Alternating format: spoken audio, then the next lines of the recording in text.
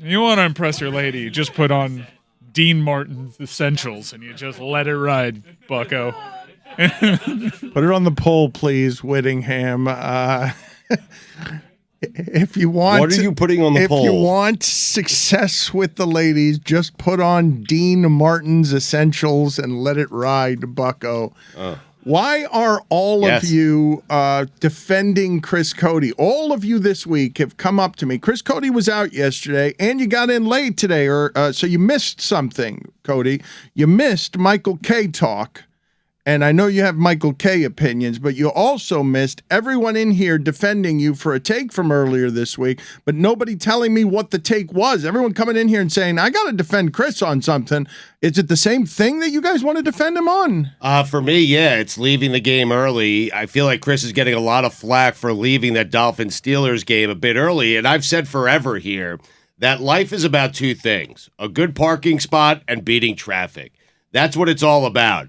And you're going to leave some games early every now and then. Lord knows I've done it. I left probably the biggest game in South Florida history, the Ray Allen shot. You've left two of the biggest games, most legendary games. The Florida Gators Brock Berlin comeback game. That's right, P.F. Chang's. At the Mongolian beef. Lettuce wraps. Lettuce wraps. Mongo beef. Do you have that sound anywhere in our archive of Stugotz ripping fans for leaving the game early while he himself in the fourth quarter was at a P.F. Chang's having the lettuce wraps? I wanted to defend Chris, too, because he was talking about how he left early, and it was because he kept thinking about the next morning and how awful he was going to feel. And I feel like we all missed the big picture, which was that it wasn't the traffic that did it. It wasn't the game that did it. It was thinking about the next morning, because we get up so goddamn early around here, Dan LeBatard. And really, it's your fault. It's your fault he left early. Your fault. It is. Yeah. I'm not the one who went to our new schedule. Mike Ryan and it's your fault, Mike Ryan. Stugotz. It's your fault. I want to be still doing an afternoon show.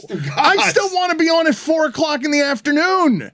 I want to be snuggled up in a little fuzzy blanket right now, not around my coworkers. When do we start at 4? I mean, I would love to do a show every day in the middle of the afternoon, but what's happened around here is some real dadding. Because it's not just work, and it's not just, as Jessica said, the second half of that game, which everyone probably wanted to leave early. It's that you guys with kids are more tired than you've been. You're running around all day living someone else's life. You have to put someone ahead of yourself. It was so much easier when he could just eat chips and put his hand in his underwear and spend 4 hours on the couch not thinking about any of these things.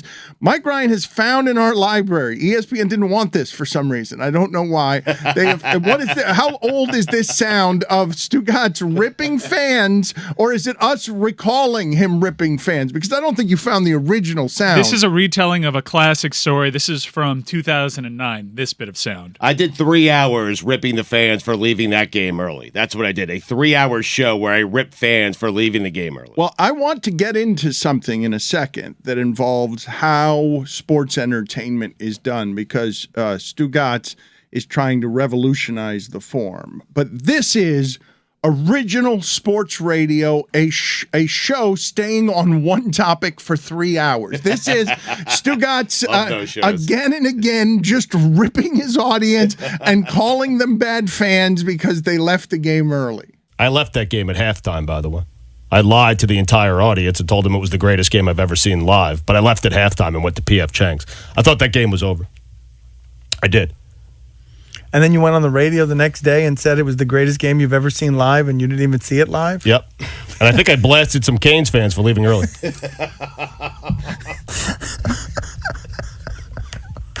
That sounds so like you. I watched the second half eating Mongolian beef. You left to go to P.F. Chang's. You did your radio show the next day. Said you were standing there the entire time. Stayed to the very end. Lettuce wraps. That Mongolian beef is so good at P.F. Chang's. Yes, it is.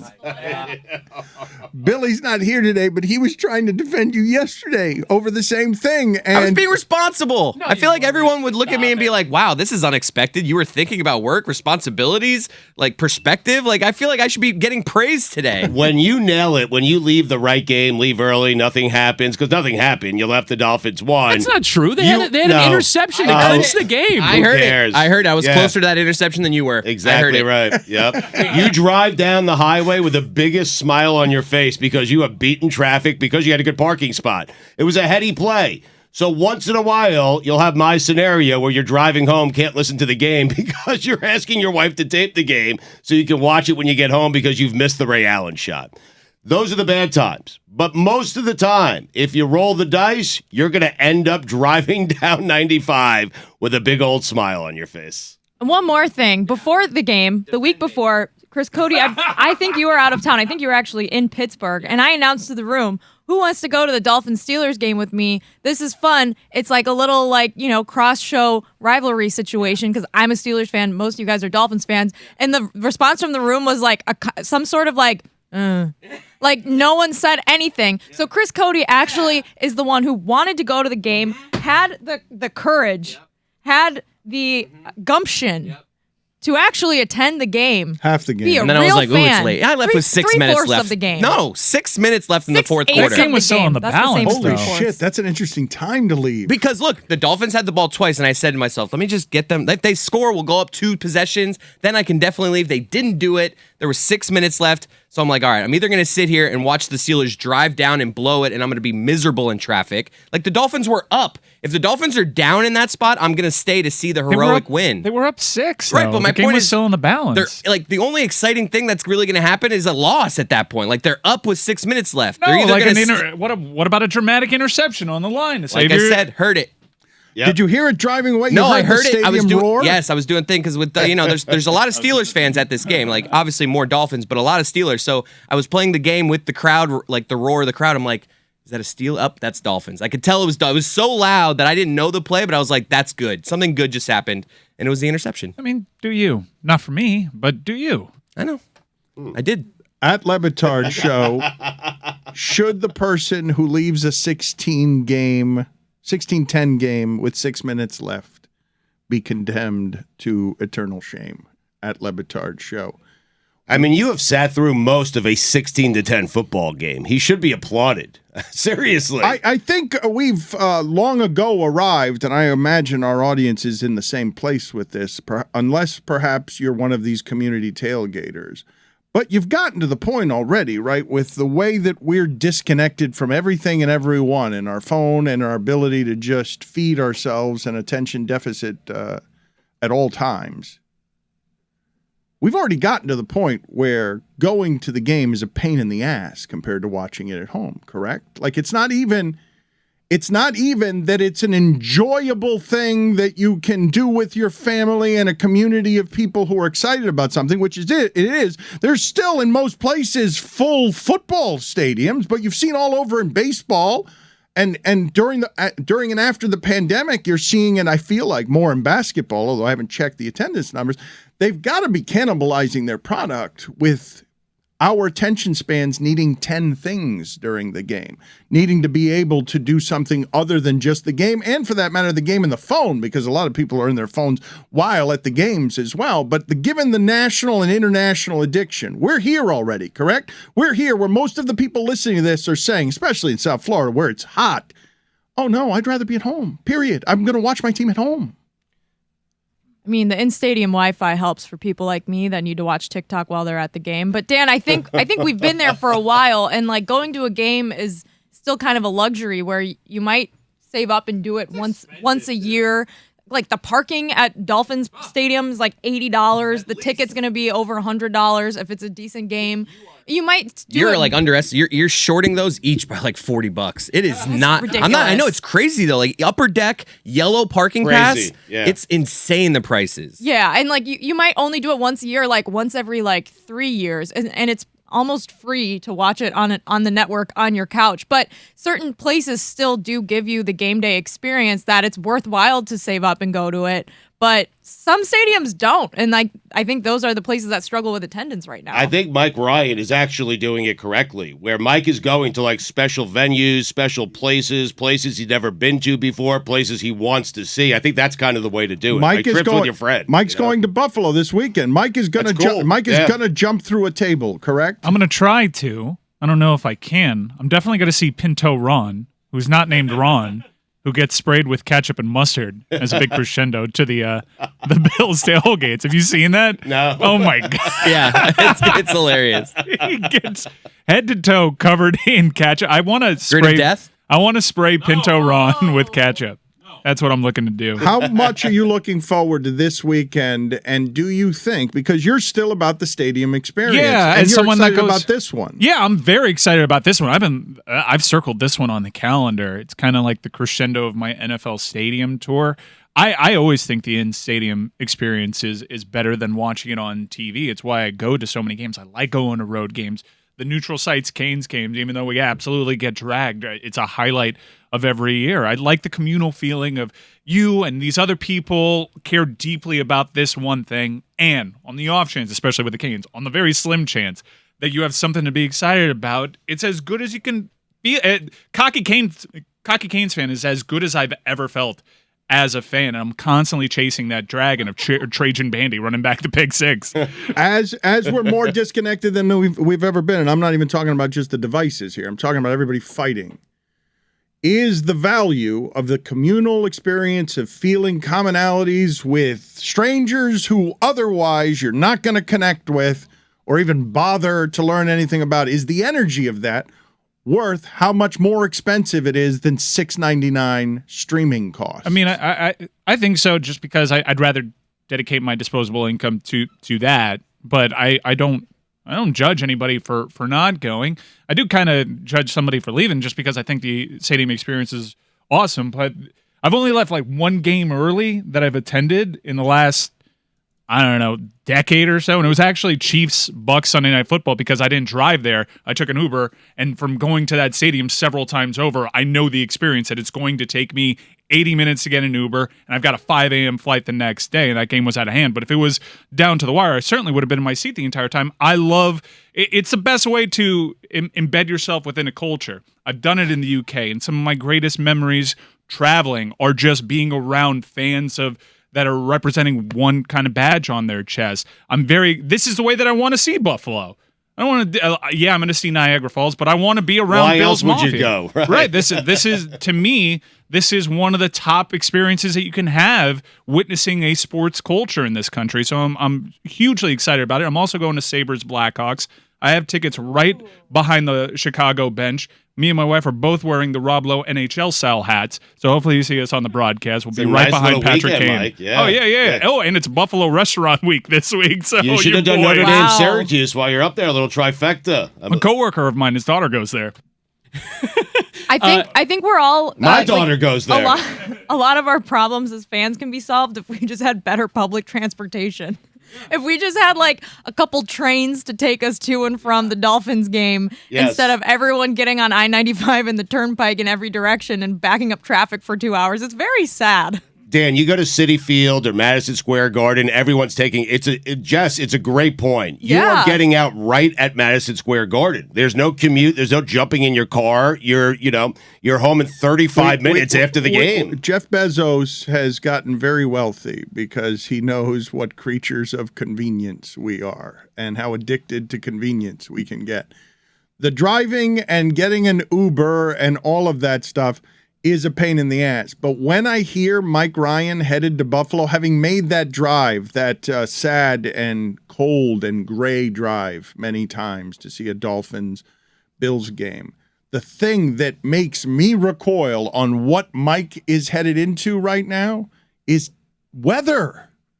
Like, just the idea of freezing cold in Buffalo, and I don't know where they are. It's going to be about 50 degrees come game time, but the weather's part of it too. There have been There have been Browns games that I went to in the past where the wind coming off the lake, it's like a 20-degree wind chill, and it's the first week of October, and you're like, what did I get myself into? I think the coldest I've ever been, and I think, Witty, you can back me up on this, you were with me, was walking from the train station in Southampton to the actual stadium. It said outside that it was like 38 degrees, but the wind chill there was in the teens. I was just getting blasted, but it's all part of the experience. That's why I don't travel. When I go to Quebec City for New Year's, I know what I'm getting myself into, and it's part of what I'm drawn to. It's something totally different. I've got 2 seasons down here, hot and less hot, so the cold is actually an attraction for me. It's actually going to be 60 degrees in Buffalo. 60 degrees. Wonderful. It's crazy. I don't like this thing with temperature where it's like, this is the temperature, but this is what it feels like. I just got news for you.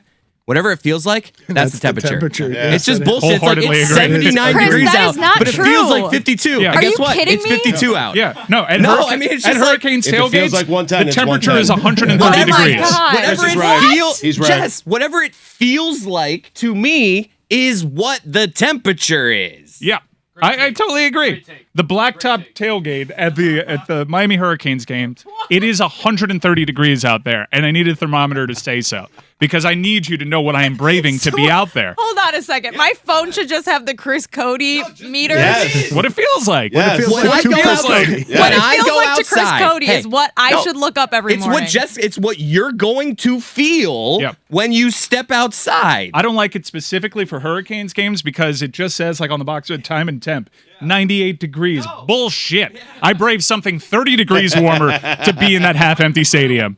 And you also have like in the parking lot you have the concrete, like you're stood on concrete outside, like trying to figure out how you're going to brave this. But I agree with Chris. Like all these apps have the real feel on them.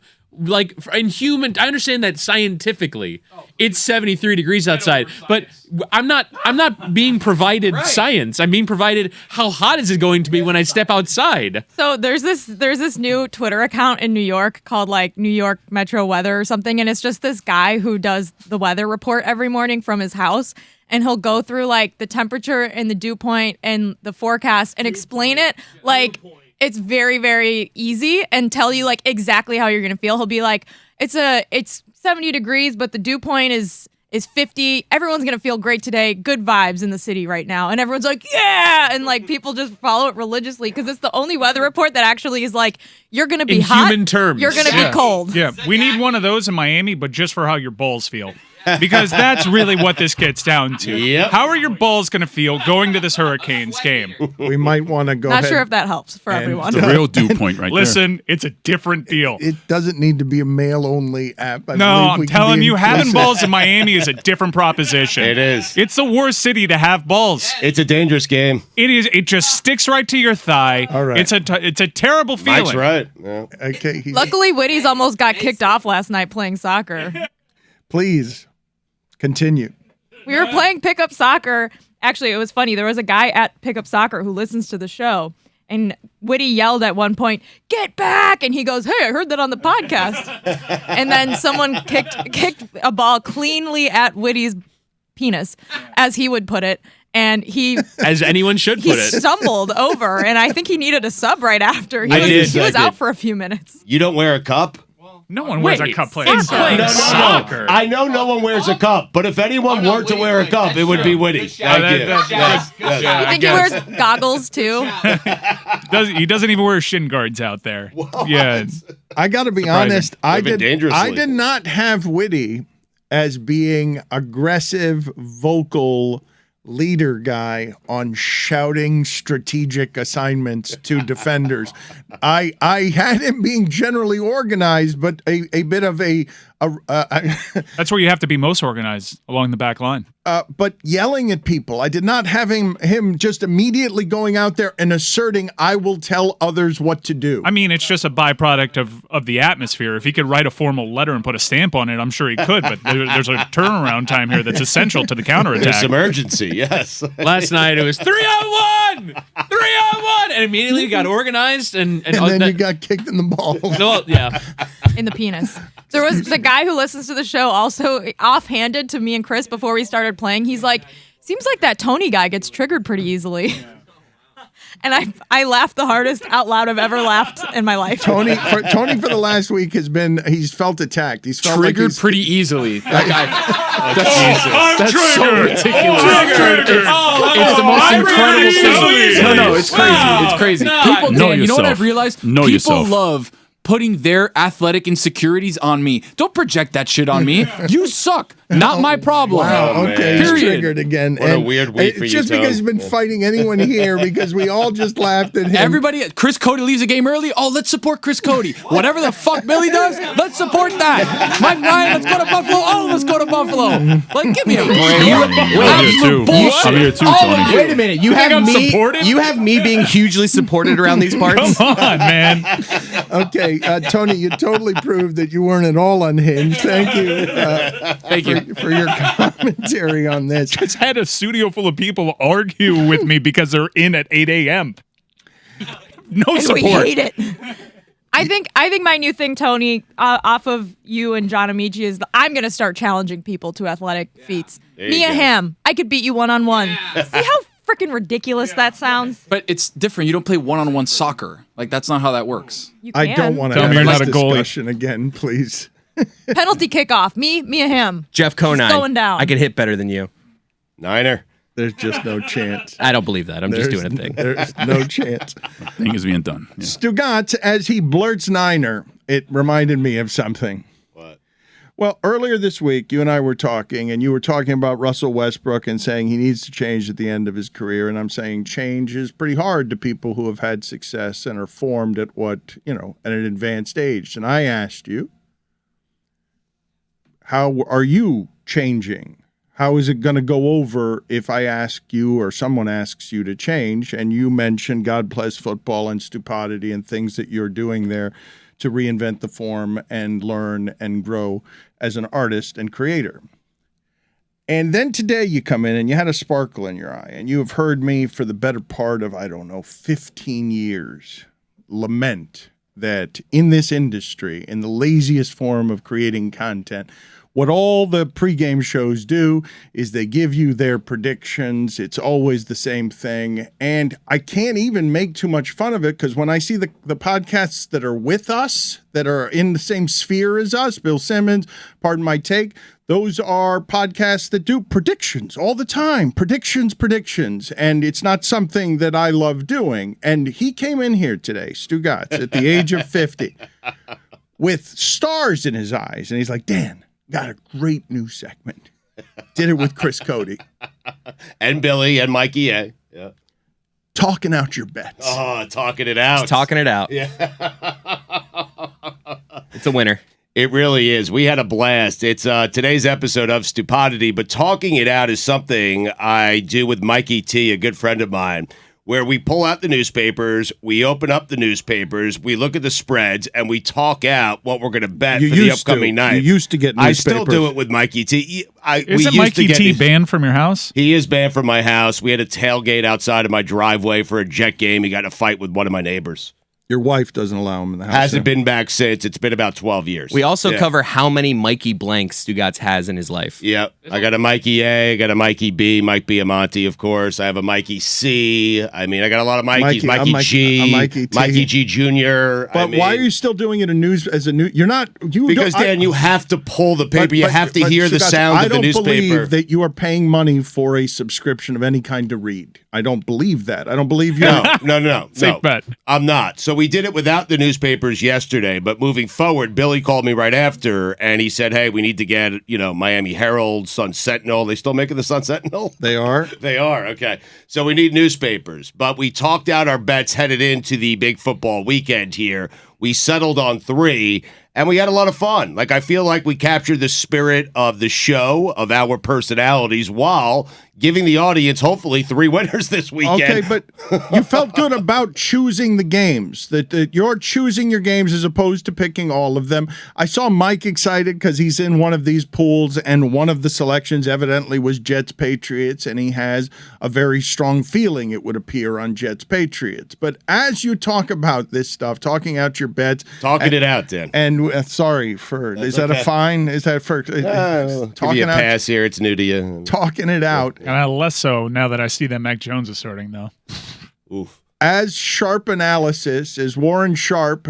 We have him on. He offers our listeners a $1 deal on what is usually a $99 value, and then goes whatever it is, 1 in 10 on his picks. I believe he's given our listeners an additional week because that was the worst week of his season. Bounce back week. Let me go through my Yeah. emails. It's a very nice thing that he offered. How could it not be the worst week of his season? He was 1 in 10. If he has a worse week than that this season, I would assume it's the worst week of his life. Yeah, I know it's hard to believe if someone claims to go 60%, but in a 60% season, shit's going to happen. Just like 9-0 weeks can happen. My daughter went 3-8 last week. I had a 1-6-1. I bounced back. The thing that I wanted to ask you guys, though, as so much of this entertainment industry is filled with talking about the games and predicting what's happening in the games, go ahead. Patriots, Ravens, have at it. What are you expecting tonight as the Patriots Bucks. are a 1-point favorite at home Bucks, Ravens. and have a lot of I'm sorry, excuse me. That's yes, a fine. Yeah. That is a fine. Okay, my bad. That's right.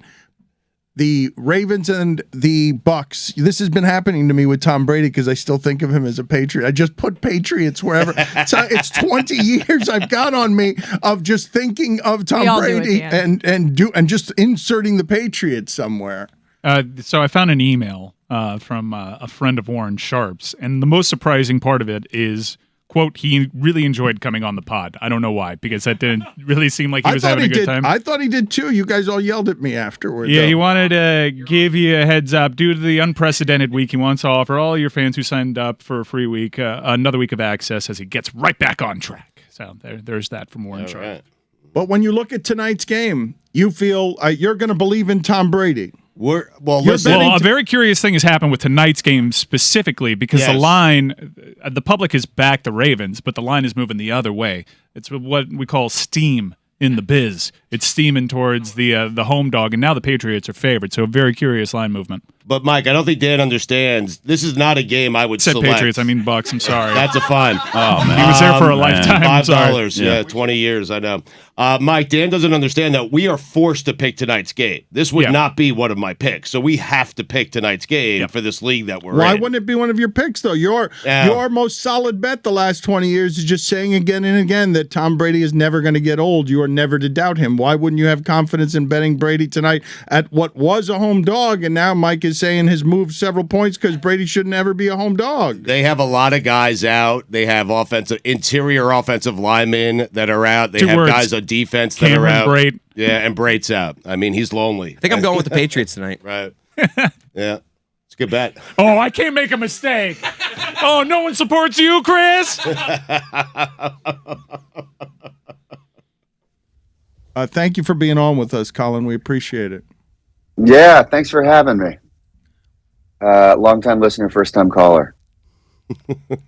Can you tell us, Colin, as we introduce you here and your producer on Say Hey Willie Mays, a new documentary, The Life and Career of Willie Mays. It's going to debut at the beginning of next month. HBO, it'll be available to stream on HBO Max as well. HBO is making all of the best stuff. How did you get involved in this project? Why did you get involved in this project? Willie Mays is a product of your father's generation more than yours, is he not?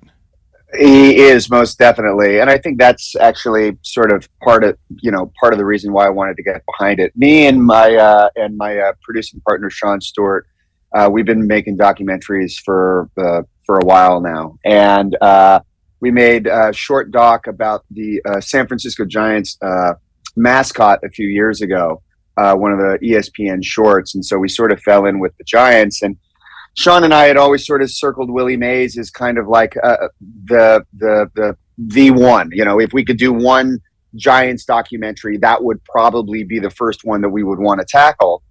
And as luck would have it, Sean is persistent as a producer, and I was not really. I didn't really have the bandwidth to actually direct, and so Nelson George came in as a fantastic sort of designated hitter almost, and directed one hell of a film. And really it's because Willie represents an older generation. You know, you have the name recognition of Babe Ruth, Joe DiMaggio, Mickey Mantle, all of the pride of the Yankees, so to speak. And I sort of feel amongst a certain generation, Willie doesn't necessarily pop up first. And I don't necessarily feel that's right. And so we sort of dug in, and the more we read about Willie, we thought, not only was he, arguably the greatest baseball player of all time, but he's got a fascinating personal story. And so we, after a lot of convincing, Willie decided to jump on board with us and let us tell his story. He tends to be pretty reluctant. I don't know why he trusted you guys beyond the persistence. There are plenty of people who have been persistent around him for a long time, and he was one of America's biggest stars. That entire family, I think, is reticent to allow people too close. Do I have it wrong? Because Barry Bonds would explain that he was distrustful, at least in part, because of Willie Mays' experiences. Yeah. Oh, absolutely. And I think that part of it is his personality. He was a ball player. And so the people that he really would open up to were the people that would be at the ballpark every day. And, Willie did grow up in the limelight. When he came to New York as a member of the Giants, that was the dawn of television. So he's been around since the get of, media and television wanting to get to you and tell your story. And I think he was just not one of those kinds of players, definitely not one of those kinds of people that really wanted to toot his own horn and talk about himself a lot. He would much rather have, his performance on the field do all the talking for him. And so it did take a little bit of convincing. Not too hard, though, because it helps when LeBron James and his company is also one of your co-producers. So that definitely, I think, got us in the door. But we had Nelson and I and a handful of other people, we had a meeting up with Willie in San Francisco about 3 years ago, actually. We went to the ballpark and sat with him in his suite and got a chance to talk with him. Just so that he could sort of understand what it is that we're trying to do. And, as someone who's made documentaries before about very serious, sensitive subjects, I think he understood that we were in the business of not ruining people's lives and actually delivering what we promise. And we were very fortunate that Willie, opened up to us, and we were very fortunate that Barry opened up to us as well. I mean, Barry Bonds is in the film, and he, I think, displays a part of himself that not many people see. Colin, besides what he did on the field, which was obvious greatness, what made his life so fascinating? Well, what makes his life so fascinating for me, and I think also makes him the greatest baseball player of all time, is he came out of the Negro Leagues.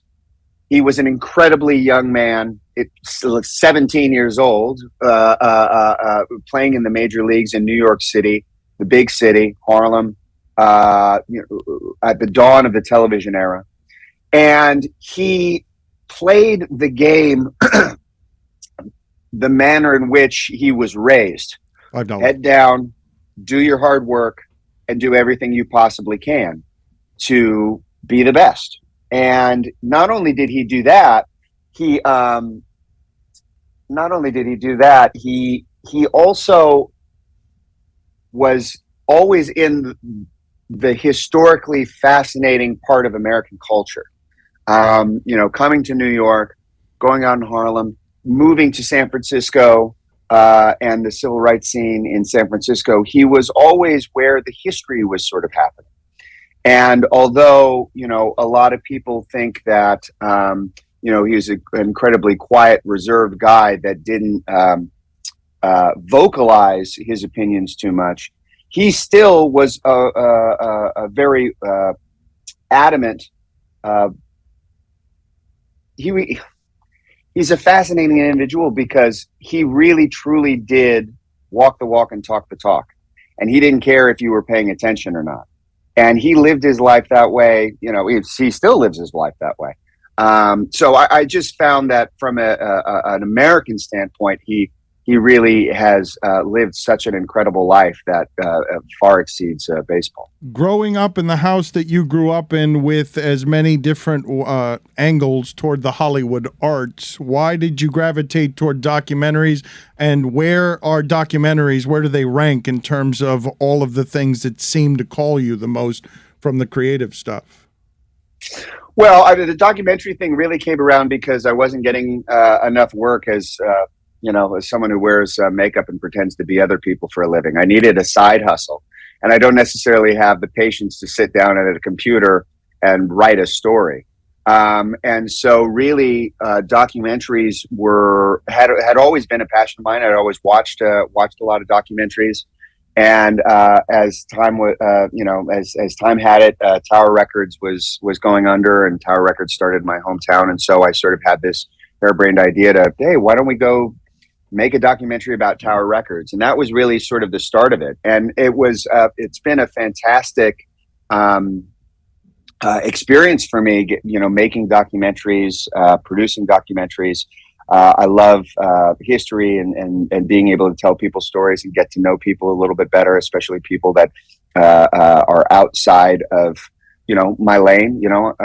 Meeting people in the music industry, meeting athletes, and so it's a fun exercise in storytelling, which I think in a way has also made me a little bit more of a complete actor in a strange way, because I understand storytelling so much better now, and also know to just show up and not complain, just do the work.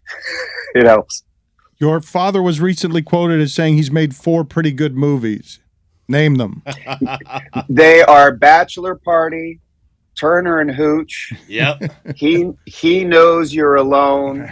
And then it's a tie between Splash and The Man with One Red Shoe. Well, how much family mockery has there been of the bad ones in the Hanks household? Splash. Not that much on the bad ones, I will say. Not that much on the bad ones. Really, it's just more of the dumb stuff that comes out of his mouth. That's really you don't forget, all dads are embarrassing to their children. Yep. And all dads say things where you go, you are the dumbest person I've ever heard. So it's not really about the work resume per se. Is they don't tape things anymore, Dad. It's DVR or streaming. They're not taping it on the tape machine anymore. I'll tell you actually a funny story. I've got this series on Peacock called A Friend of the Family, and we've got a family text chain. And he just said, Colin, you are so good on this Neighbor Next Door show. So he basically just calls whatever he's watching, whatever he thinks it should be called. I love that. To which I go, oh, really? Oh, was that after you watched the Dragon House show? What? Are you watching Power Rings and then getting into Neighbor Next Door? Is that your evening television? It's also a little condescending, is it not, that he's made these seminal works, and it's a bit dismissive to call your show the Neighbor Next Door show when you're like, you'd be go to Castaway and say the volleyball movie. Let Dad be Dad. Leave that man alone. No, leave him alone. It's fine. I dug the Spaceship Don't Work movie. It's fine. I want you to put us in your shoes on March 11th, 2020, because it's a date that maybe many people refer to as the day that the world stopped, because the Rudy Gobert thing happens, and then it hit everybody like a thud. Your dad announces that he has COVID. That's when it became real. And that's when it became real for so many people. You probably knew ahead of that, but what was the reaction you were getting from people when your dad entered the fray and it seemed like life as we knew it was about to stop? You all watched the end of this series finale of Veep? It was like that. It was like all of a sudden I was seeing the obituary, but like everywhere. I mean, look, it was surreal, doubly surreal because it was both my parents. So we had 2. I mean, we had known that they had it for a few days.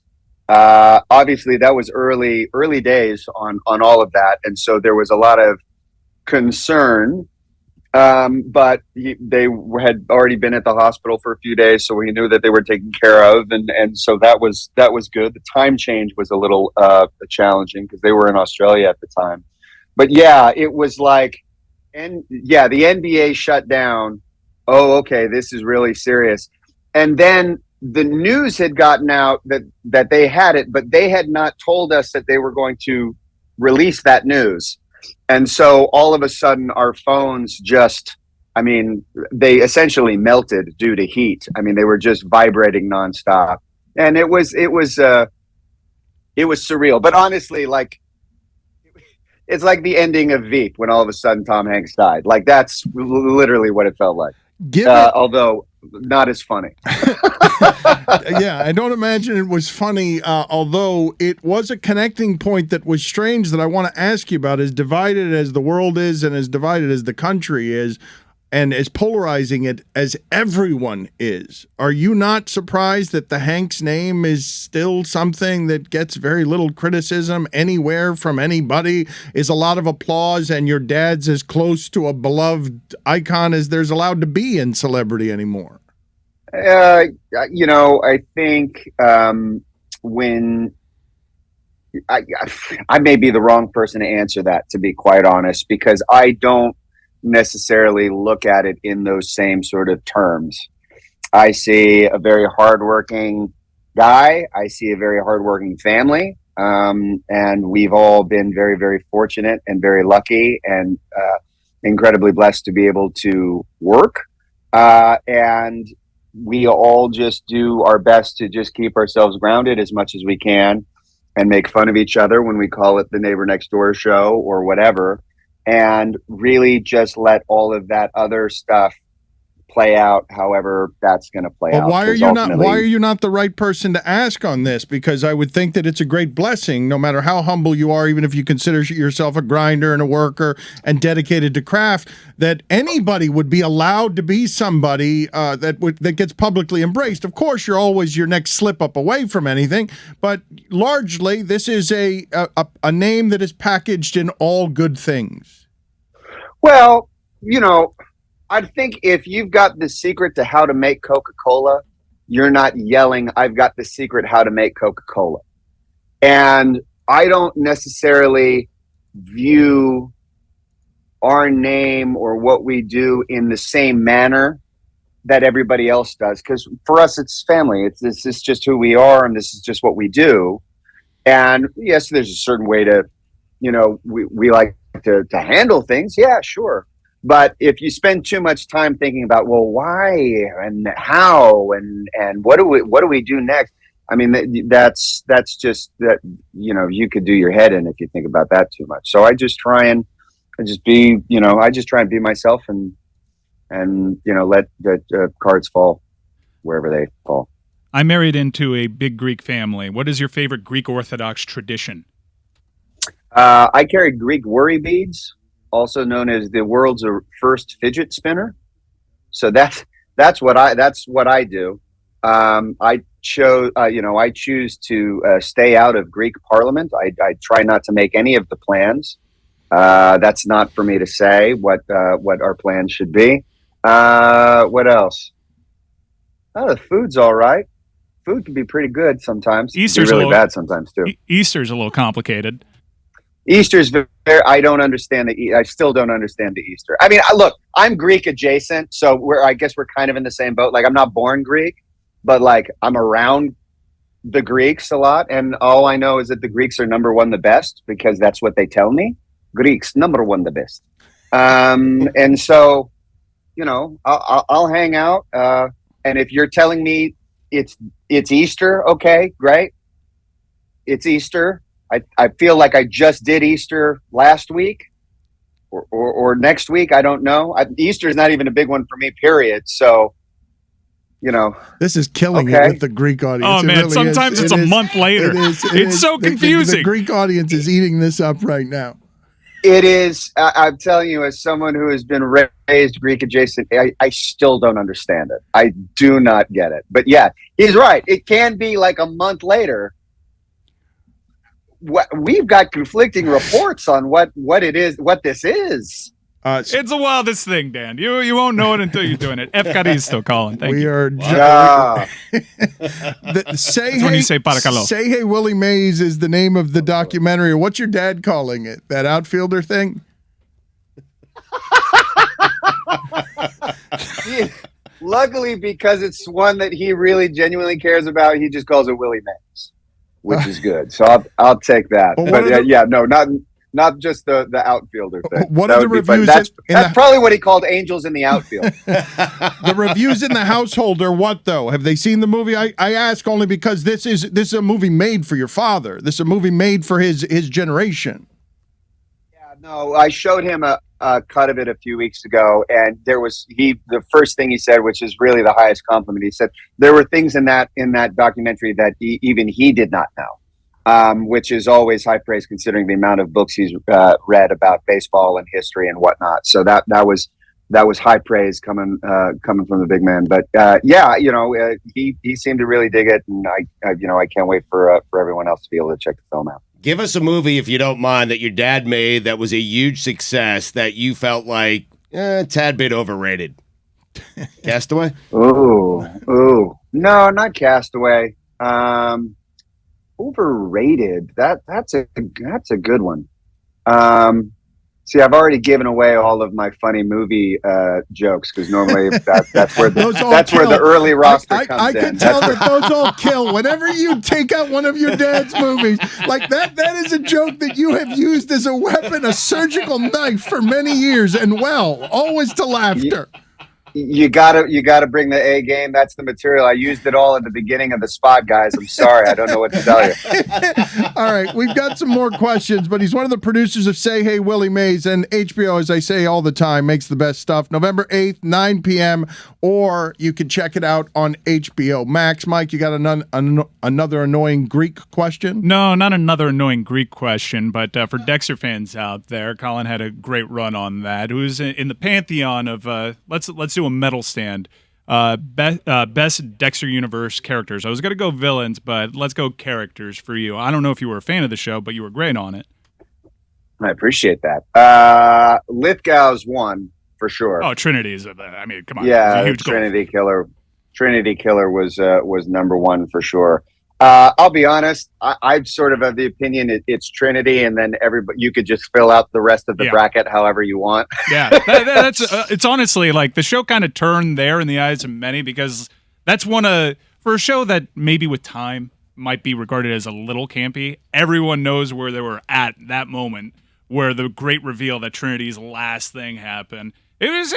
Shows don't. I mean, outside of the HBO Dragon shows that you mentioned, it's weird to have a pop culture phenomenon like that where that was before streaming. It was kind of like appointment television, and everybody ran to their phones, kind of like when your dad got COVID. Yeah, absolutely. I mean, that one was what was interesting about that was that show Dexter at that point. It definitely had like a name recognition, and it was as big as a cult show as there could be. You know, like there were people that had heard of Dexter but had never watched it, but the people that were watching at the time were absolutely fanatical about it. And then Lithgow coming in what I think was like the fourth season, I want to say, third or fourth season. Then it just sort of skyrocketed and became a whole other sort of phenomenon. So yeah, for me, it's kind of Lithgow, and then everybody else is fighting for table scraps. Myself and Edward James Olmos included.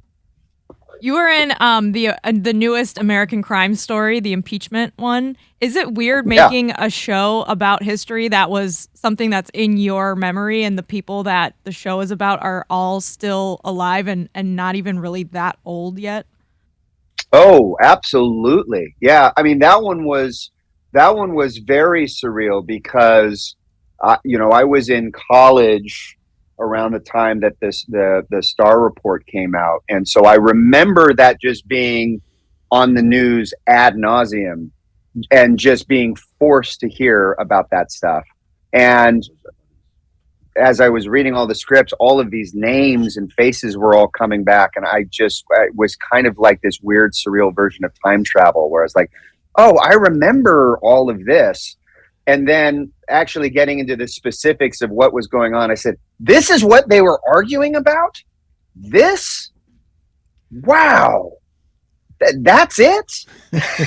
I kind of marveled at a lot of that. That was, I was like, really?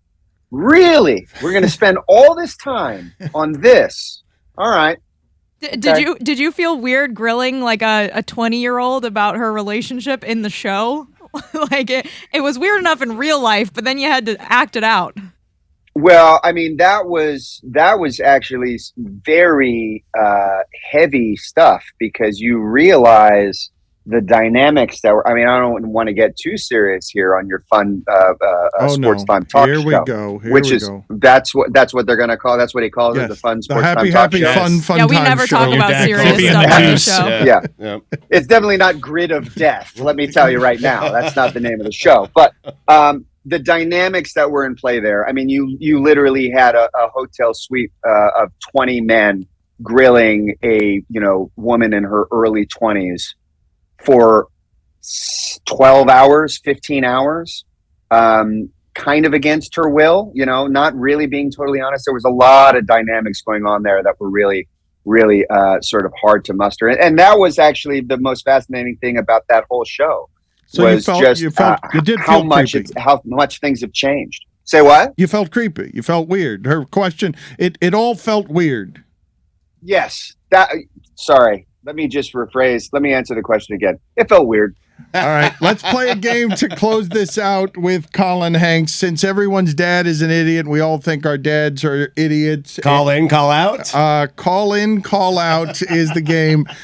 We just want to do a couple of questions here with technology to see how bad or how good your father is at being an old person. I mean, he collects typewriters, Dan. Could He's a fair point. he's descended in some way from Abraham Lincoln too, I think. Can you He's a cousin. Can he stream your movie? Does he know how to stream your movie? If he's locked out of, if they're asking for the password, no. How does your father listen to music? He last night I was actually listening to him talk about this. He has a record collection that he'll listen to every now and again, which I was very adamant that he still do. But he will not stream music. He will only listen to music that he has purchased. The good news is that means that he will buy music on iTunes still. The bad news is that if he's locked out of his password, he's not listening to anything that moment. How many social media platforms do you think your father can correctly name? Correctly name. It's not so much about whether he can name it. It's about whether he puts a "the" in front of it. So it's the Facebook, the Twitter, and that's probably it. I'll be honest. It's probably those two. Maybe the TikTok. Yeah. Again, say hey, Willie Mays. It's the first week of November, or right afterward, November 8th, 9 p.m. on HBO, and it's going to also be streaming on HBO Max. Thank you, Colin. Appreciate it. Thanks a lot for having me, guys. Take care. Thank you, Colin.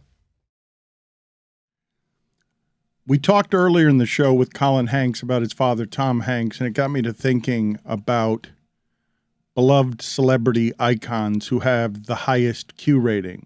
Matthew Perry has written a autobiography in which he chronicles his addiction. And I'm sure it's going to be an introspective and interesting book. But he made the mistake of saying things like Heath Ledger and River Phoenix were great actors who are no longer with us, and Keanu Reeves still walks amongst us. He was judging the acting of Keanu Reeves, and the blowback has been especially bad for someone who doesn't want to be in social media with the vulnerability of his addiction, because now everyone's coming after Matthew Perry, and they're doing it not just because who are you to judge someone else's acting and say something like this person's still alive and these other better actors are dead, but he's going after someone that's got such a high Q rating, Keanu Reeves, his story, his charm, the stories about him in New York, being a human being who seems like he's carrying a lot of grief, because if you read about his story, it's got a good amount of tragedy in it, and he's the rare person, Stugotz, we can argue about anything America, largely beloved. And Matthew Perry made the mistake of going after the wrong guy. And so now what's happening is, of course, people are wildly, wildly cruel to Matthew Perry. And, you can't you can't expect the internet to be nice to Matthew Perry with what his past is and his addiction issues. I mean, you know how much I love Keanu Reeves, but this was Matthew Perry in his crazed 1990s form, and Keanu Reeves in the 90s, his acting was often laughed at. It's through the benefit of time and all these real-life stories of Keanu being super charming in real life and his makeover as an action star later in his career did he ascend to this guy that is universally liked. But in the 90s, everybody took pot shots at his acting. Yeah, it was kind of just like a dumb comparison. First of all, it's a stupid point to make because what does dying of like drug addiction have to do with your talent level or anything like that? But also it was just it seemed like he just picked a random actor and he picked the wrong one. And so then Matthew Perry made an apology. He said, "I'm actually a big fan of Keanu. I just chose a random name. My mistake. I apologize. I should have used my own name instead." So like seeing all the people defend Keanu Reeves is both like, I'm glad because he should get defended. He's Keanu Reeves. Like, he has a lot of goodwill among people. But it was almost like some of it got very nasty towards Matthew Perry, who was just coming out with this incredibly honest, biography about his own struggles. And I kind of felt bad for both of them. When did we stop laughing at Keanu Reeves? Like, what movie? Was there a tipping point for him? Was it The Matrix? Was it because, Mike, they were laughing at Keanu Reeves when he did Speed, when he did Point Break? Yeah, Matrix in the eyes of many. But then even after The Matrix, his career kind of dipped and found like this valley. And John Wick just totally reignited him as this action star that was beloved. I've got a couple of cards here. I've got a couple in my hand. I'm playing cards against you guys, Q rating cards. And I've got Shark? I've got a Hanks. No, I got a Hanks. Hi. And I got a Keanu. Do you have a hand that can beat my hand for celebrity, popularity, high Q rating, beloved? Again, because of how rare it is to have in the modern age many people who get mostly applause. The internet exists to make it 55-45 in terms of whether you favor someone or whether you hate them. My hand has The Rock. By the way, Will Smith, this is what you pissed away. Yeah, you would have been everybody's go-to here. You would have been suited. Yep. I got Denzel in my hand. Wow. It's a good one. I'm trying to find a woman. Good luck. Julia Roberts? Julia Roberts, yes. Meryl Streep? No. Oh.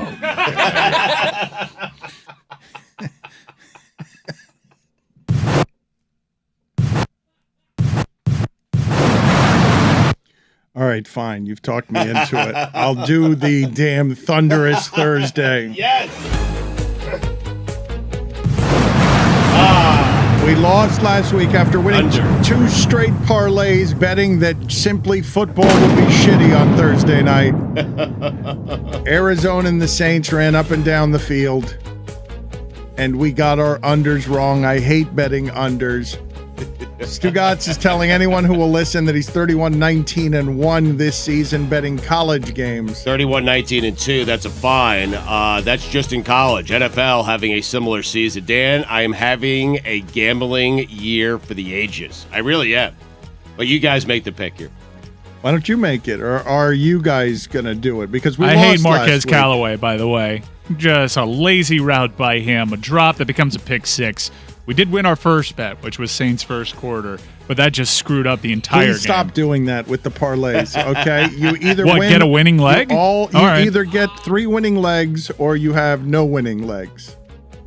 We're betting them all together. Something like the Saints first quarter can be had for an appropriate price. So if you want to break these down individually, you don't have to go all the way with the parlay, baby. Really, the key to a good parlay is hitting the first 2 legs, then hedging the third leg. That's what you're going for. I strongly agree. The key to winning a parlay is definitely getting that first leg out of the way. Yeah, and the second, and then you hedge the third. That's what you do. I am one of the world's worst gamblers. At some point, I have to put my picks out there just so I can eat the shame publicly every week because I, of course, bet the Ravens -1.5, and I'm watching that line change all day today as all the money comes in on Tom Brady as a home dog, so much so that he's no longer a home dog. and it's flown in the other directions. What is the latest? The spread is moving by the minute toward Tom Brady. All the money coming in today. It appears there has not been a dollar bet here or in space on the Baltimore Ravens in the last 12 hours. Well, that's not the case. In fact, the odds makers are trying to get more action because the Ravens were having all the money come in on them when they were favored. So this is a game that these lines are supposed to get 50-50 action. Right now, with the way that this line is going, it's not going to get that because more people are more inclined to bet on Baltimore at this point because a favorite just went to a multi-point dog now. Sometimes the house knows something. We'll see. Actually, the current data as we record this is exactly 50-50 in terms of the money on this Bucs-Ravens game. I checked it Wednesday around 2 o'clock, and it was 80-20 in favor of the Ravens. The Ravens were a huge public team, and then all of a sudden, all this money has come in on the Tampa Bay Bucks. Yeah, Chris Cote and I started calling you Joe Public. Okay. Because it seemed fairly clear. It's like, well, Bucks bad, Ravens good, take Ravens, right? And like that's basically how you're doing this, right? I'm just looking at the Bucs, seeing that they're injured and that his line play, Tom Brady's line play, hasn't been as good, but also that the Ravens have, like I've said before, they've had double-digit leads in all of their games. They could be 7-0. This one's a really tricky game to have on such a short week because there's so many injury questions. We have a resolution both sides, on Braid. I mean, both corners for Baltimore banged up. I think they're going to give it a go. Bateman might play on the outside. Andrews was a shell of himself trying to play through an injury last week. We don't know if Julio Jones is ever going to see a football field again, or if he does, are they going to run jet sweeps with him? It's a very confusing thing going on with Julio Jones, where we're simultaneously right and wrong if he sees a field. Did I read correctly? The Ravens signed Deshaun Jackson. They signed Deshaun Jackson. Oh my God! When you have that kind of straight line speed, you're gonna have a long career, no matter how small your frame is. What do you guys think is going to happen here before the trade deadline with the Green Bay Packers? Because I thought if Deshaun Jackson was going to end up somewhere, I keep thinking one of these people is going to end up with the Packers because they don't do that though. The Packers don't really do the splashy trade. Go for the big free agent signing. They kind of stick to what they do. They're not really a team that signs free agents or does big things like that. They are missing something that is so obvious to the eye in a Davante Adams must-win now scenario. You say Davante Adams, you give it a name, but I'm just saying you look statistically at the analysis being done on the Packers. They're not throwing anything down the field. 22-yard outs. They're doing none of that. When you read the people doing the deep analysis on this stuff, and it's because they don't have people who can do it, Stugotz. And I keep expecting them. I'd be stunned if they didn't make a trade. They're not going to keep doing I'd be stunned if they made a trade because they've shown you who they are for the entirety of having Brett Favre and Aaron Rodgers there. Mike, they're not that aggressive of a team. When you can get a Robert Quinn for 4th-round pick, okay? When you can get something for... That's the Eagles going for it right now, Dano. I know, but why would you be the Packers and not? Well, they don't need that. I mean... No, but why? They actually have good pass rush. No, to get something, not that. Well, I mean, Odell is sitting out there, but if you're Odell Beckham Jr., would you want to go to Green Bay? No, but they're saying he's not even going to be ready till December. I keep asking you guys because...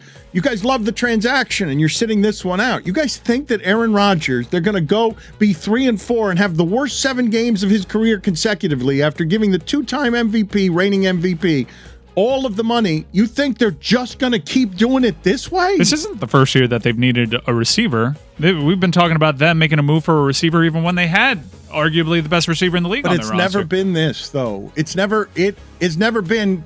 He cannot complete a pass 25 yards downfield. We know him to be a good deep ball passer. He keeps telling us his grades are good.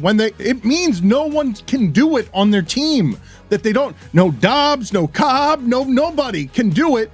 Yeah, they should make a move, but they never make a move. They didn't make a move. They should have made a move this offseason. It was plain as day. They should have gotten a more weapon. But DJ Moore, maybe, like someone like that. There's DJ Moore. There's Brandon Cooks. There's those Claypool. Judy. I'm not sure Claypool really helps what they need, even though he was good downfield with Ben. But he was a YOLO quarterback towards the end of his days. I'm more excited about like a Judy Cooks type, someone that can take the top off of defense.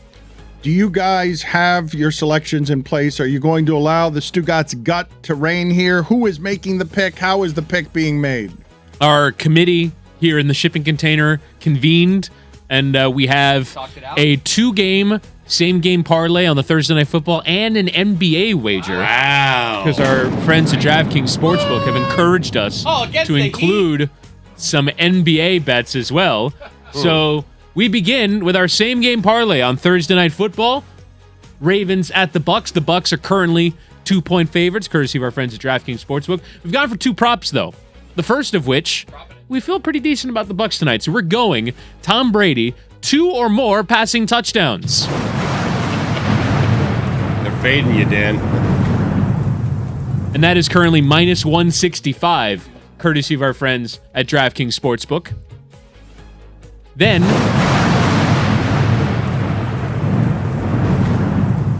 we have Rashad White, the running back, 3 or more receptions, minus 145. Jessica, what are you laughing at? There's a lot of things happening back here. First of all, Tom Brady, 2 passing touchdowns. What? I'm fading us. Yeah. I was not part of this committee to decide Tom Brady. I 2 bet the passing Ravens. touchdowns. I bet the Ravens minus 1.5. I'm Public. horrified by what's happening right now with this line. That is a secondary that you can throw on, and that secondary has had injuries. We're coming off of 2 games right now where Tom Brady's passing touchdown total is nowhere near where it should be. So we're going to think that we're going to send to the mean here, considering the personnel issues On a that short Baltimore week? has. Fair. Yeah, I mean, they got to get this one, right? The Ravens do have personnel Both issues. teams do, though, They Mike. have the secondary issues. When Ravens they not played so the much. Dolphins, you Bengals are good. saw what happened in the fourth quarter. But the last 2 games we've seen the Bucks play, it's not just the last 2 games. On top of that, they're really hurt. So just to be clear, the part of this parlay that you're scrutinizing is the greatest quarterback we've ever seen by a good country mile to throw 2 touchdowns and not the backup running back to catch 3 passes. Cool. Got it. Thank you for the expertise, guys. What is the third leg? And the third leg of the parlay is on the second night of a back-to-back. The Miami Heat are traveling to the Bay Area. We've gone for the Golden State Warriors money line at minus 245. Add that to your Pat Riley dossier, Dan. All this in totality. Rashad White, 3 or more receptions. Tom Brady, 2 or more passing touchdowns at minus 165. And the Warriors money line at minus 245 comes off at plus 266. Courtesy of our friends at DraftKings Sportsbook.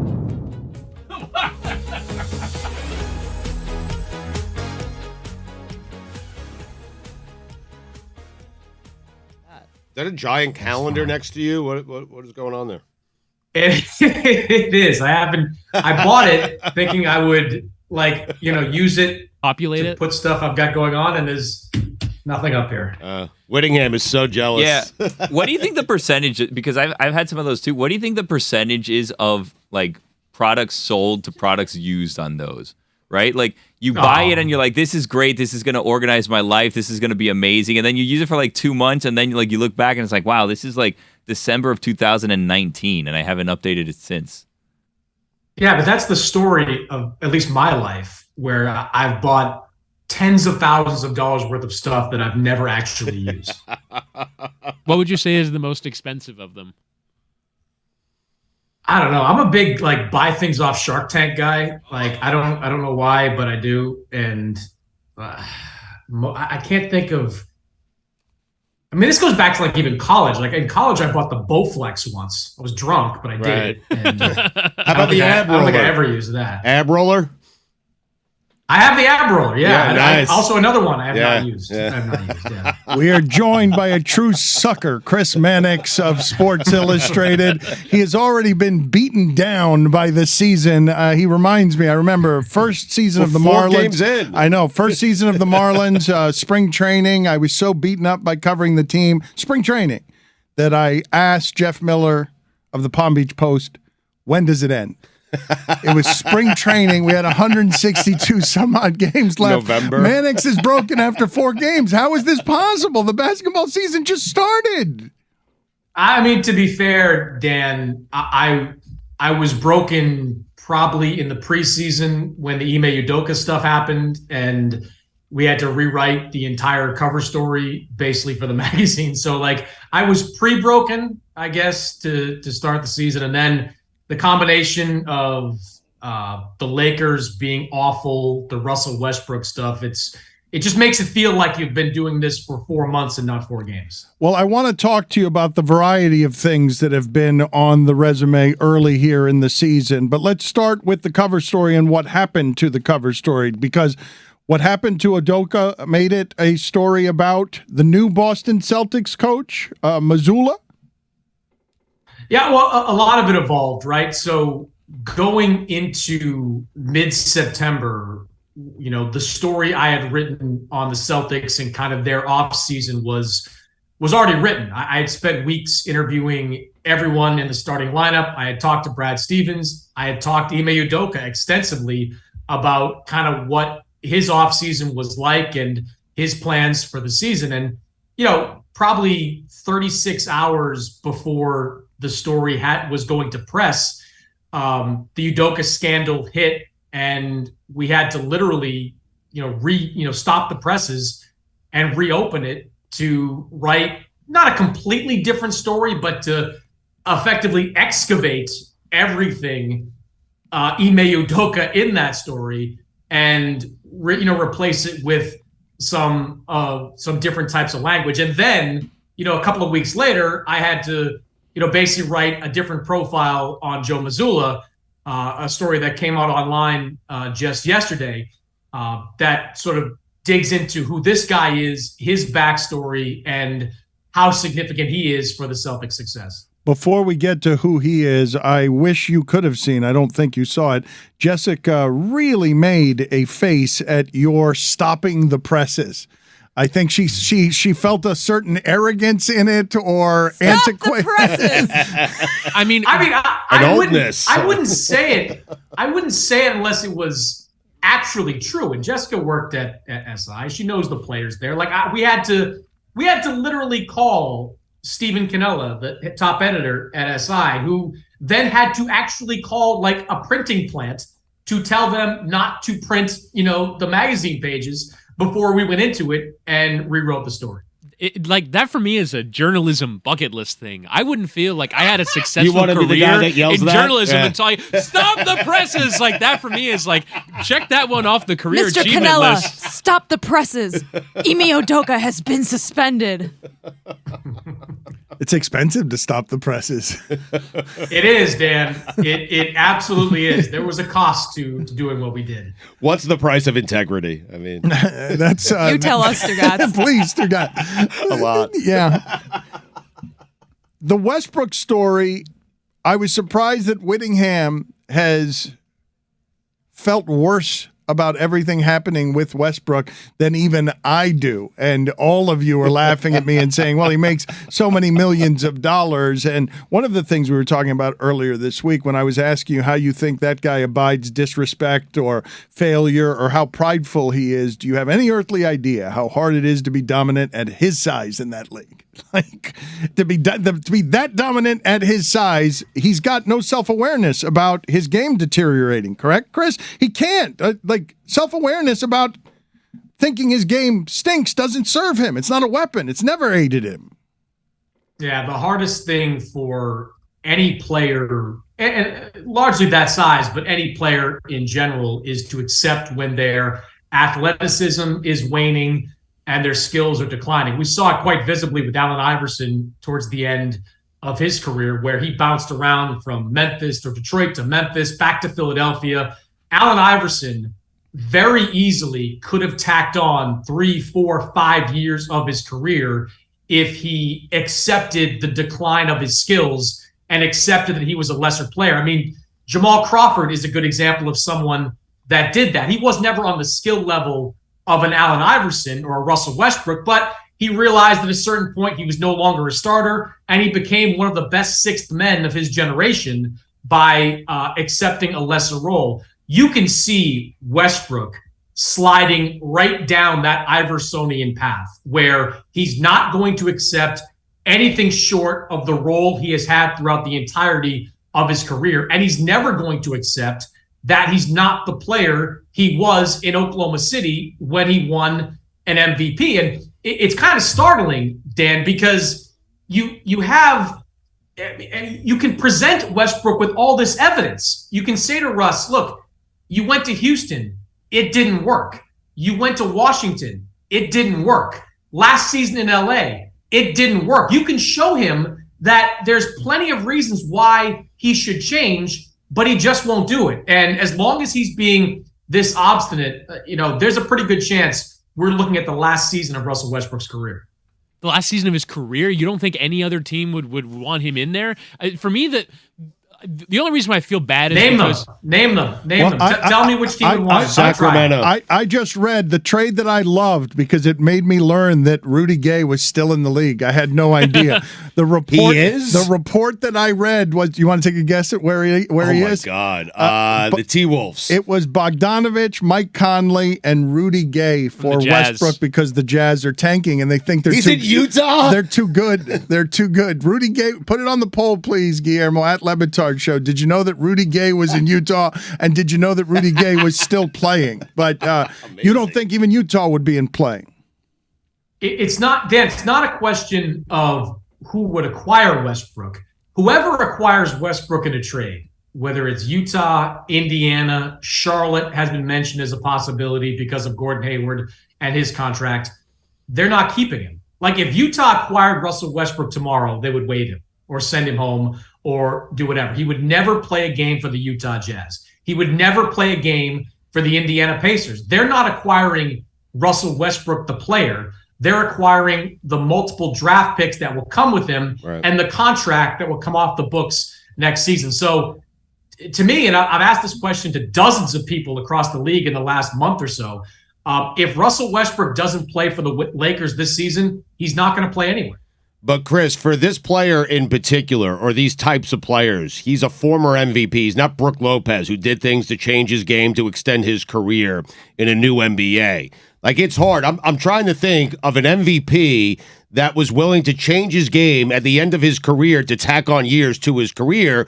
It's not normal. I kind of understand why Russ wouldn't want to do that, you know? Well, I mean, you can understand why it's hard to do that. And I forget, did Duncan win an MVP? I don't know if Duncan ever won an MVP. I forget, top of my head. But he evolved late in his career. I mean, he became more of a defensive specialist, and that helped, carry him a few more years on the back end. Helped the Spurs, frankly, win a championship against Miami that season when it was a Tony Parker, Manu Ginobili kind of led team with Duncan in a supporting role. Look, I understand the challenge that goes with it, but Russell Westbrook right now through 3 games is shooting 0.083% from three-point range. He has made 4 of his 17 jump shots this year.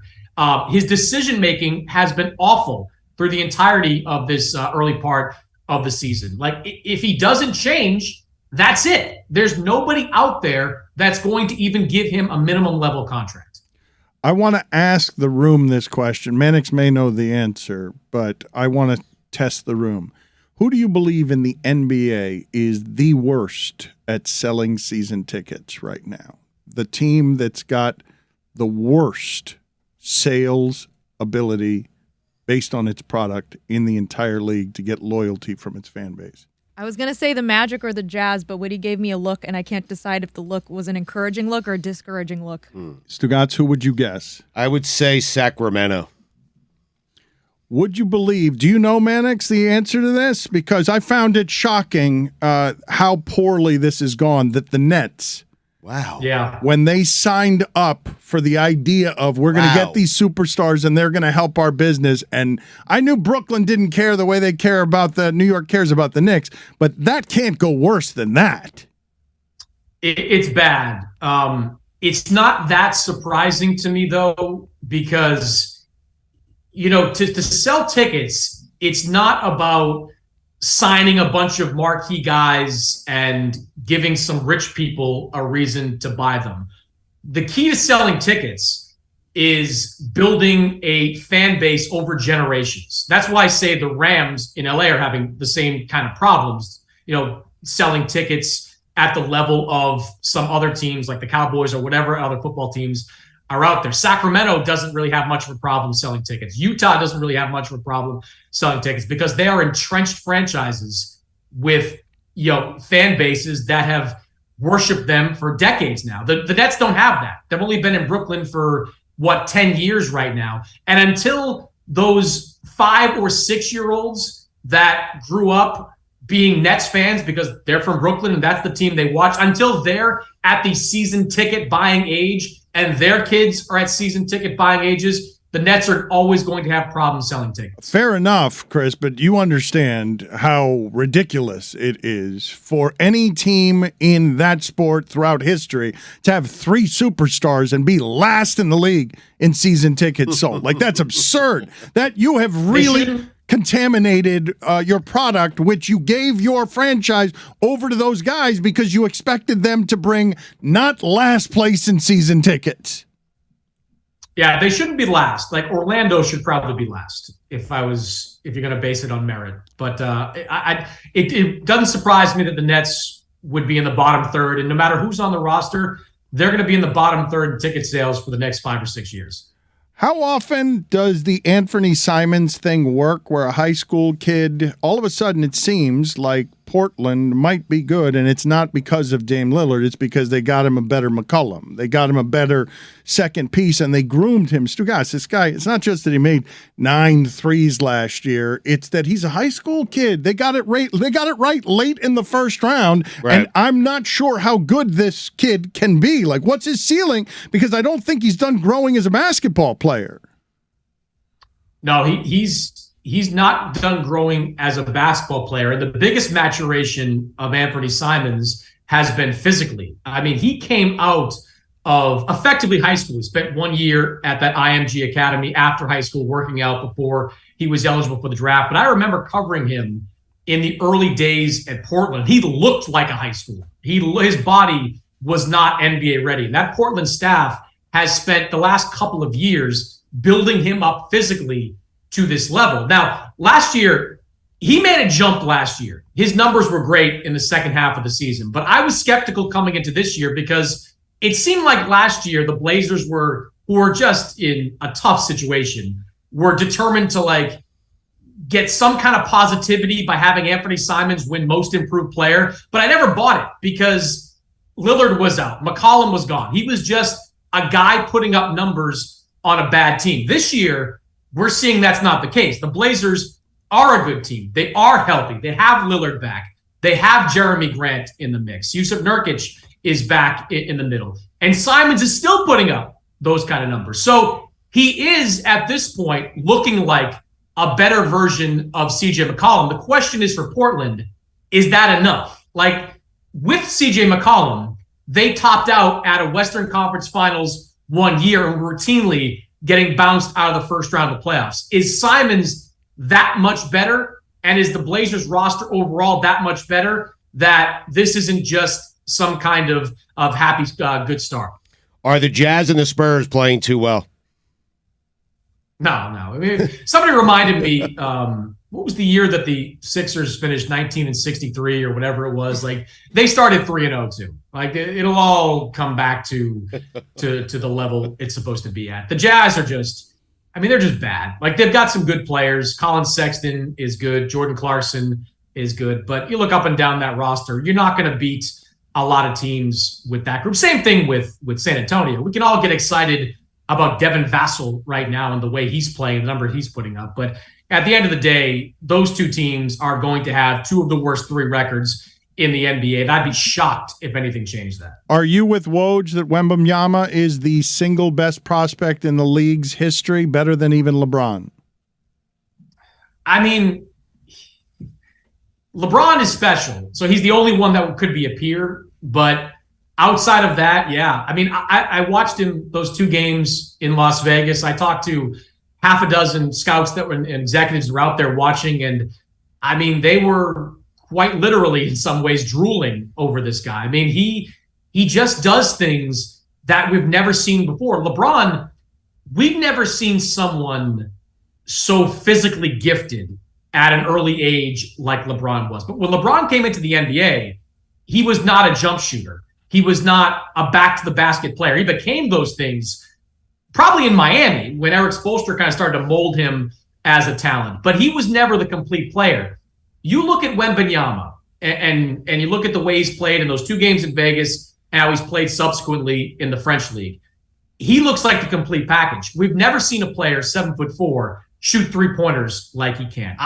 We've never seen a player with the kind of physical tools overall that he has. So it does feel hyperbolic and prisoner of the moment to say he's the best prospect we've ever seen. But in LeBron, you saw some weaknesses, or at least not perfections in his game. In Wembanyama, you really don't see many, if any at all. Chris, what'd you make of we were discussing this yesterday, what'd you make of the chippiness in the Suns-Warriors game? I mean, like, the Suns have spent the last couple of weeks being called like every name in the book, like they were soft.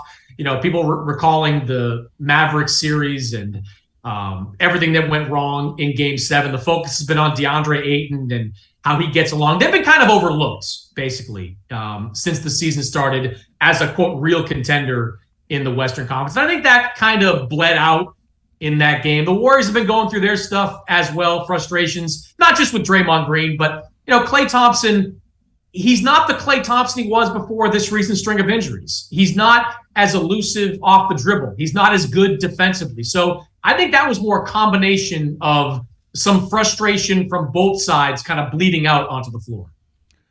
Can you tell us what you make of Karl Anthony Towns saying in a press conference that Anthony Edwards needs to stop eating Popeyes, needs to stop eating crappy food, and that it's on Karl Anthony Towns to correct that?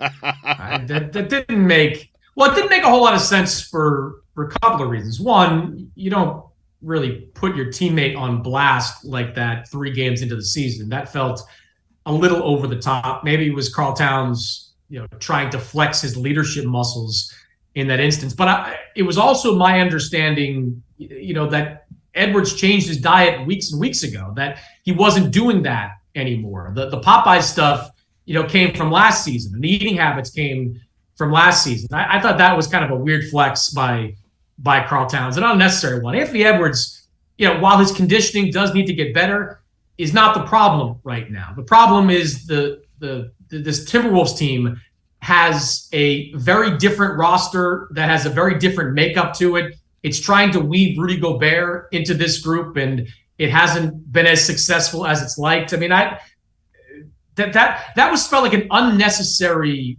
kind of grenade to throw into the locker room if you're Karl Towns this early in the season. You talk to a lot of people in the NBA. Have you found a single one that agrees with the Timberwolves and what they gave up for Gobert? Have you found one person within the realm of your entire world that endorses the move that they made? Well, endorses, Dan, might be strong, but there are people that understand it. It's a massive roll of the dice to give up so many unprotected first-round picks, but what Rudy Gobert has proven to be in Utah is someone that instantaneously makes you a top 5, top 10 level defense. And if you look at the problems that Minnesota has dealt with over the last couple of years, their defenses have either been bad or they have been mediocre because of smoke and mirrors type of stuff, some gimmicky stuff that Chris Finch, the head coach, has put into their system. You put Gobert into that lineup, and all of a sudden, you're going to get stops. I mean, your perimeter defenders don't look quite as bad because Rudy Gobert is back there cleaning up all their mistakes. The question, if you look beyond the slow start, the question is going to be, when you get into the postseason, is Chris Finch, are the Timberwolves, willing to put a, $36 million man on the bench in the closing minutes of the fourth quarter? Because oftentimes, that's going to be Minnesota's best lineup option, having Karl Towns at the 5 and putting a bunch of shooters around him in a small lineup. Is Finch going to be willing to do that? Are the Timberwolves going to be cool with that? Is Gobert, who has kind of bristled over the last couple of years at the suggestion that he wasn't a playoff performer, are they going to be willing to pull it off? But short term, like the Timberwolves had, 46 wins last year. Even with this start, I think they get above 50 wins this year, and I think they're in the middle of the Western Conference playoff picture. And that, for a team that has had, one lengthy playoff run in its entire franchise history, that's kind of a win. But did anyone anywhere, did they like the trade? Anyone.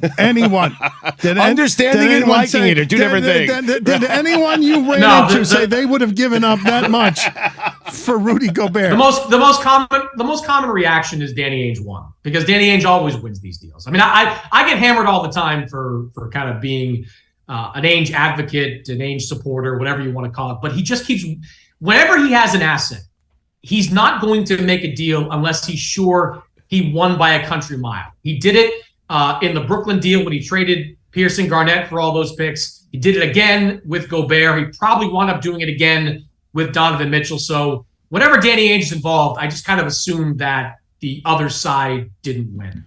When you stop the presses to completely change the story you have written and instead write the story of who is Joe Mazzulla, what is the answer to that question? Impressive, at least from a basketball acumen perspective. I mean, look, he's a young guy. He's 34 years old. His previous head coaching experience was 2 years at a Division II college in West Virginia. But if you ask people around the league, they're just really impressed by how smart he is. And that's not just lip service. I mean, when the Celtics, when Brad Stevens took the president of operations job, he interviewed Joe Mazzulla for the head coaching position, and he came away really impressed. When Danny Ainge had a head coaching opening in Utah, he called and interviewed Joe Mazzulla, almost hired Joe Mazzulla. If Will Hardy had not been available, and Will Hardy also on the Celtics staff, if he had not been available, Joe Mazzulla might be the head coach of the Utah Jazz right now. So there's a lot of respect for Joe Mazzulla, the basketball mind out there across the NBA. The question's going to be, like, does he have it within him to stand up to players in tough situations, to go kind of at Jaylen Brown and Jason Tatum when they're being selfish? You remember last year, Ime Udoka, the first couple of months of the season, it was wild. Like, Ime Udoka would effectively take a verbal 2x4 to his players publicly every single night. He would napalm them publicly with criticism if they struggled every single night. But Ime Udoka had the credibility of being a former player, a championship assistant coach, multiple stops at high levels in the NBA in San Antonio, Brooklyn, and in Philadelphia. Joe doesn't have that. So my question as this season goes forward is, when it gets a little bit rocky and players start acting selfishly, maybe guys are trying to make the all-star team, maybe guys are trying to get all NBA or MVP votes, can Joe Mazzulla stand in that locker room and say, guys, knock it off? Can he get in the face of superstar established players who just a year before had been to the finals? Guillermo, put it on the poll, please. Can Mazzulla just stand in the locker room and say, guys, knock it off?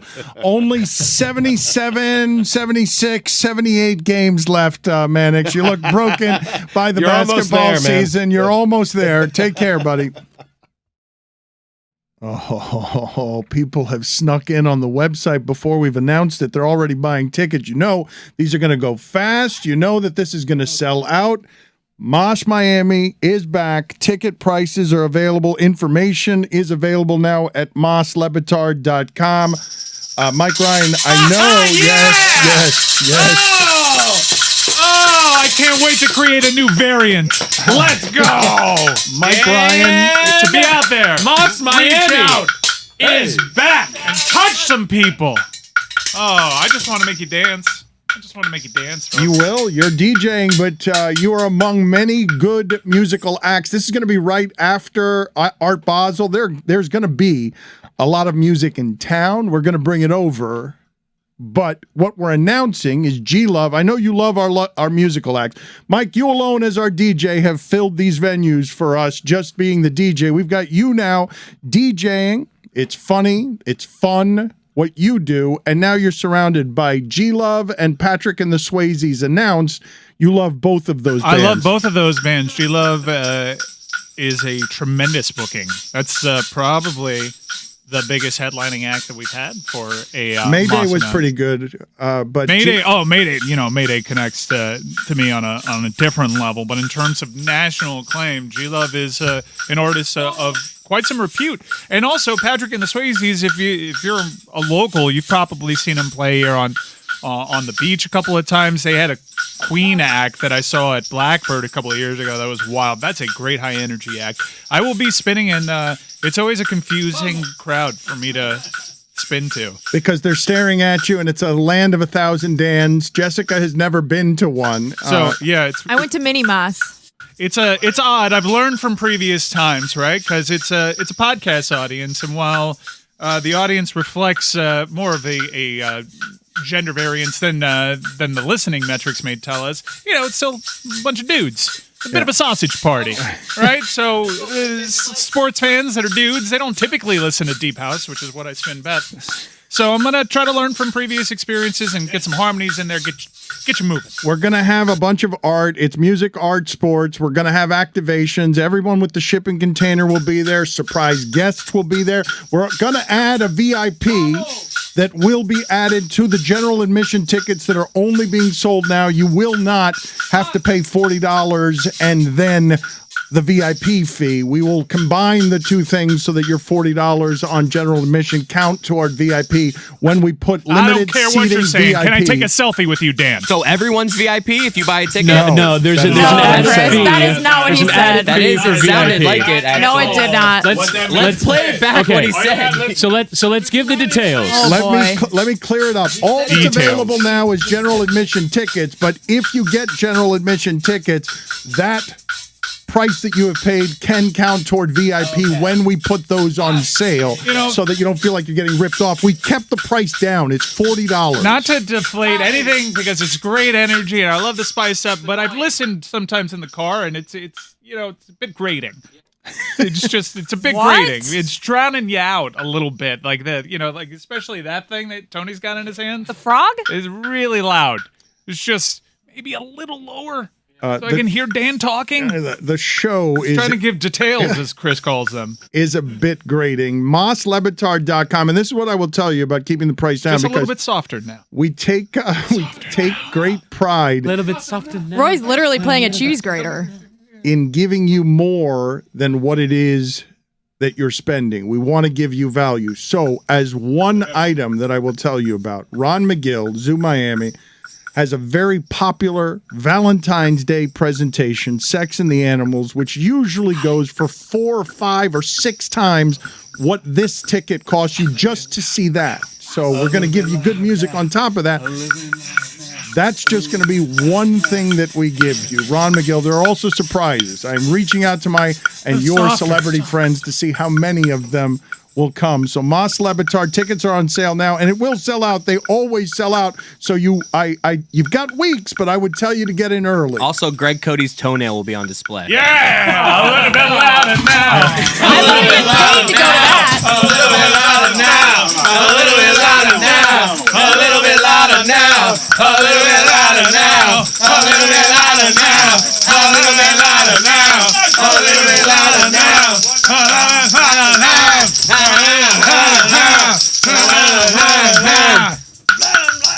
Saturday, December 10th, Yeah. Wynwood Marketplace. Be there or be square. MossLeBatard.com to get your tickets.